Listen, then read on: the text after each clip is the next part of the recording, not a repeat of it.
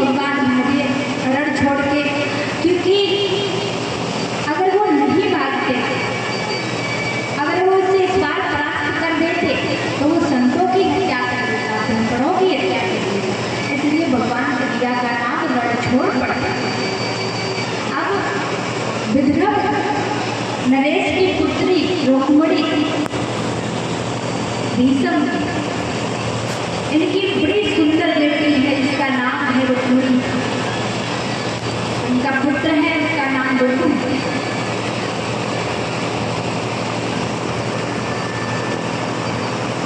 रुक्मिणी भगवान की परम भक्त है। एक बार रुक्मिणी मैया बालिकाओं के साथ खेल रही थी तो उनकी गलियों में एक साधु आया और वह गा रहा था, ब्रज में भगवान का प्राकट्य हो चुका है, अब उनकी सूरत इतनी सुंदर है, जो भी एक बार देख लेता है वो उद्घाटन हो के नहीं जाता है। शीश पर मोर का पंख धारण करते हैं, होठों पे मुरली धारण करते हैं, बड़े प्यारे लगते हैं, अपनी मीठी बातों से सबका मन मोह लेते हैं। ब्रज में ब्रह्म का प्राकट्य हो गया। रुक्मिणी मैया ने सुना इतने सुंदर लगते हैं। रुक्मिणी मैया ने मन ही मन में कन्या का वरण कर लिया, अगर मेरे पति बनेंगे तो कन्या बनेंगे, नहीं तो मैं जीवन पर्यंत कुमारी विवाह नहीं करूंगी तो कन्या से करूंगी, मन से परत करूंगी। अब देवी धीरे धीरे बड़ी हो गई। रुक्मिणी के भाई रुकुम ने सोचा बहन का विवाह किया जाए और अपने पिता से बोला, पिताजी हमारी बहन शादी योग्य हो गई है, हमने लड़का देख लिया। अच्छा, कहाँ देख लिया? लड़का बहुत अच्छा, लड़के का नाम सुषपाल है। अच्छा, और हम अपनी बहन का विवाह सुषपाल के साथ कर देंगे। लेकिन रुक्मिणी मैया तो कृष्ण की भक्त है। रुक्मिणी मैया को पता चला तो रुक्मिणी मैया चिंतित हो गई, रो रही थी बैठी प्रभु की याद में। तो देखा वही ब्राह्मण फिर उन गलियों से गुजर रहा था। मैया की दृष्टि पड़ी, पास बुलाया, जब पास आया बोला, बोलो देवी क्या कहा? रुक्मिणी मैया ने निवेदन किया, हे विप्रदेव मेरा एक संदेश पहुंचा दो,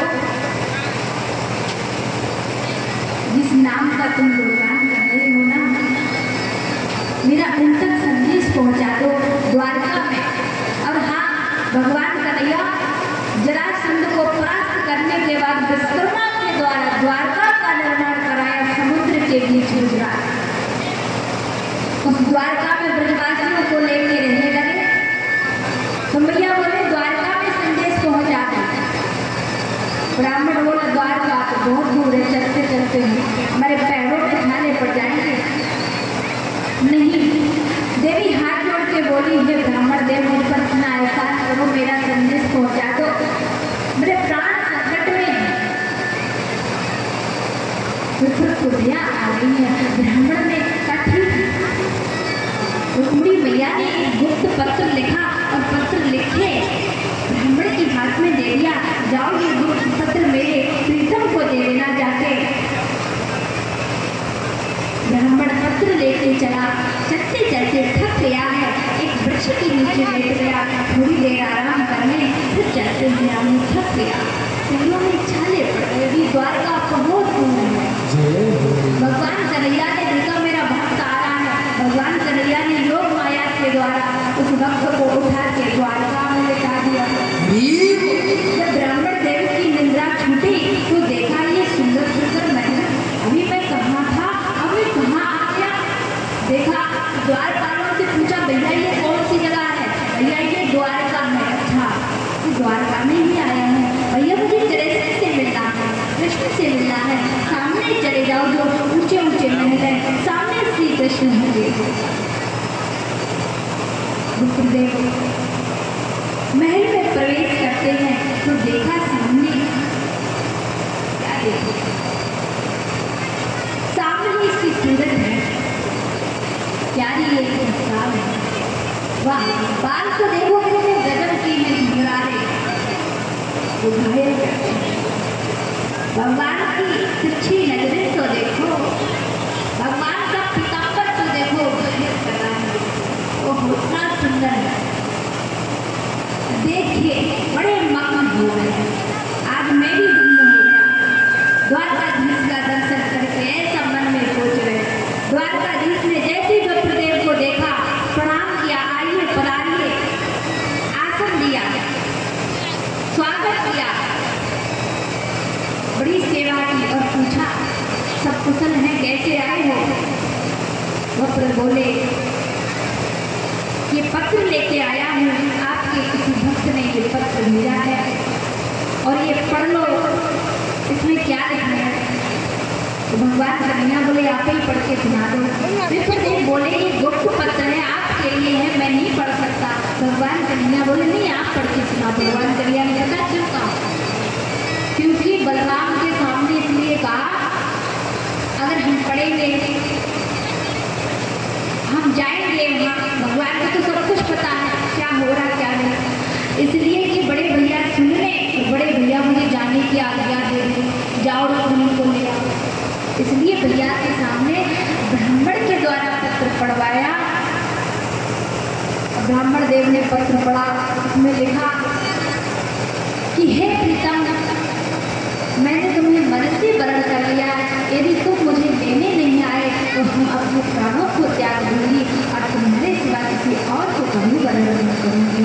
जब से तुम्हारे विषय में सुना है हे प्रीतम, मैंने तुमको ही अपने खुद को समर्पित कर दिया। मैंने सुना है, भैया ने सुना था, देखा नहीं था, केवल सुना था प्रभु के बारे में, और आप सब भी सुनते। भगवान ने देर नहीं लगाई और जैसे बलराम ने पत्र सुना, पत्र में लिखा हुआ, कहा लाला तू जल्दी जा, तत्काल में जा। रथ तैयार किया, ब्राह्मण को बैठाला, तीव्र गति से रथ लेकर के भगवान कन्हैया कुंदन पर पहुंचे। और वहां क्या हुआ? वहां देवी रुक्मिणी अपने माता पिता की आज्ञा देकर गौरी मैया के पूजन के लिए आए अपनी सखियों के साथ। और बड़ा आश्चर्य की बात कि शादी का एक ही दिन बचा, एक ही दिन में क्या क्या हो गया, एक दिन केवल बचा। फिर बार बारात लेके आ रहे हैं, पहरेदार लगे, बड़ी सजावट है, नई सरी है दुल्हन की तरह, और ऐसे पहरेदार लगे, कोई तो रथ पे सवार है, धनुष बाण लिए, कोई तलवार लिए है, कोई हाथियों पे सवार है, कोई पैदल चल रहे हैं चंद्रमा के आकार में। बड़ी बड़ी सुंदरियां पीछे पीछे आ रही हैं। एक सुंदर सा रथ है और रथ पर देवी रुक्मिणी प्रदान में बैठी हैं।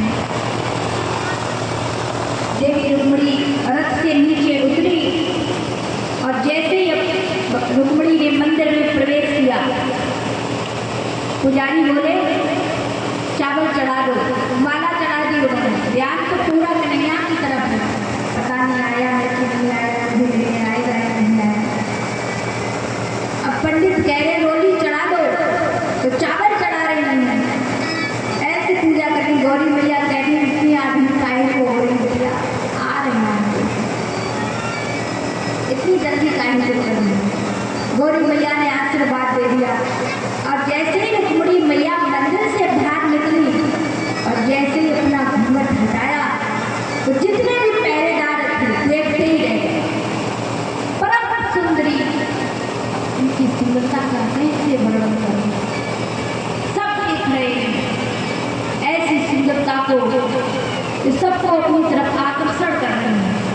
भगवान कन्हैया को देखा, जैसे देवी रुक्मिणी ने देखा कन्हैया आ गई है,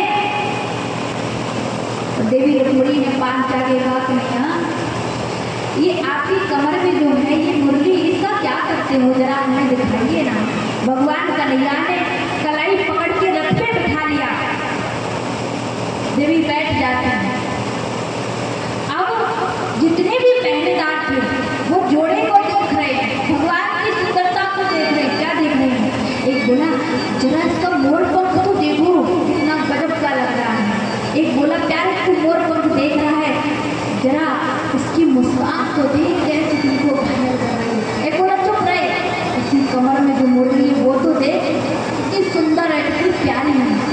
बोला, तू मुरली देख रहा, तू इसका पीताम्बर को देख कितना सुंदर लग रहा है। एक बोला, अरे तू इसकी पीताम्बर को देख रहा, इसकी तिरछी चित्रों को तो देख, मेरे दिल को घायल कर रहा है। एक बोला, तू इसके बालों को तो देख, कितनी घुंघराले और प्यारे प्यारे लग रहे हैं। और सब बोले मिलके, जरा तू जोड़े को तो देख, कितना प्यारा लग रहा है, संसार में पहली बार ऐसा जोड़ा देखा। सब बहुत प्रसन्न है। और तब तक भगवान कन्हैया ने रथ हाथ दिया। अब पहरेदार बोले ले गया, अब बोले अब देखते रहो मुरली, कोई बोला देखते रहो मोरपंख, तो कह रहे देख देख मुस्कान उसकी घायल कर ले गया, क्या करो।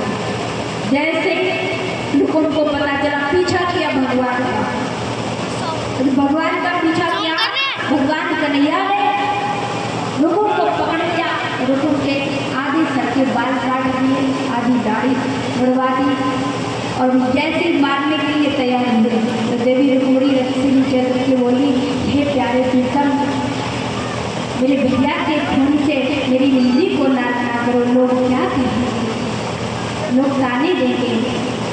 अपने प्रेमी के लिए एक बहन ने अपने भैया की हत्या करवा दी। तब पता भगवान क्या बोले, अरे मैं मार नहीं रहा था, मैं तो देख रहा था तुम गूंगी तो नहीं, अभी तक तो नहीं बोल रही, तो मैं दोहरा, अब तुम बोली, इसीलिए मैं सोचा देख ले गूंगी तो नहीं। भगवान कन्हैया ने देखते ही देखते बाणों की बौछार कर दी। ऐसे बाण चला रहे हैं, सेना सब परास्त हो गई, बलराम आ गए। अंत में रुक्मिणी को जीत कर भगवान कन्हैया ले गए, और जैसे ही द्वारका के किनारे पहुंचे, भगवान ने कहा, देवी तुम यहीं ठहरो, ये विश्राम करो, थोड़ा देर आराम कर लो, खा पी लो कुछ। अब भगवान कन्हैया चल दिए, देवी की आंखों में आंसू आ गए, अब मैं ना थकी रही ना थकी, बीच में छोड़ रहे मुझको। बलराम से बोले, देख लो भैया मुझे छोड़ के जा रहे हैं, उसकी क्या कमी है। बलराम बोले, देवी चिंतित ना हो, ऐसे प्रवेश थोड़ी ना होगा, द्वारकावासियों को सूचना दे दे, आपका स्वागत होगा, सत्कार होगा, तब आपका द्वारका में प्रवेश होगा, चिंतित ना होइए। अब द्वारकावासियों को पता चला भगवान कन्हैया दुल्हनिया ले आए हैं, द्वारका बड़ी प्यारी है, द्वारकावासी रुक्मिणी मैया के दर्शन के लिए उमड़ पड़े हैं, स्वागत सत्कार करने के लिए अपने द्वार द्वार पर कमली का पेड़ है, द्वार द्वार पर पुष्प बिछा दिए हैं, गलियों में पुष्पों की वर्षा हो रही है।